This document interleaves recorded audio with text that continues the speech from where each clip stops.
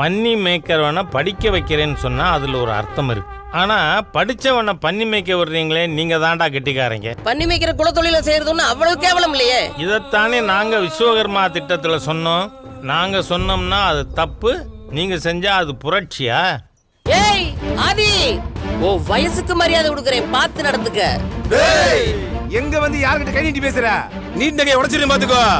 கருணா, இது கோவில். ஏய், வேலையை பார்த்துட்டு போயிட்டே இரு. ஏய் பாண்டியம்மா, இவங்களையும் கூட்டிக்கிட்டு போ. வாடா. என்னடா வளவா, இவங்க எல்லாம் ஒரு ஆலோசனை இவங்களே போய் அனுப்பி வச்சிருக்கு, செத்த பயல்களை. சீனிவாசா, ஆம புகுந்த வீடும் அறநிலைத்துறை புகுந்த கோவிலும் உருப்பிட்டதா சரித்திரம் இல்லை. போய் கோவிலை கழுவி விடு. கருணா, இனி கோவிலை எடுப்போம்னு கோவிலுக்குள்ள வருவாங்க. அது எப்படி வருவாங்க? இவ்வளவு பஞ்சாயத்து நடந்துச்சு, இந்த அல்லலியா பாபு எங்க? கருணா ஃப்ரீயா கிடைச்சாவே அந்த ஆளு பின்னால குடிப்பான். இப்ப ஃப்ரீயா வேற கிடைச்சிருக்கு.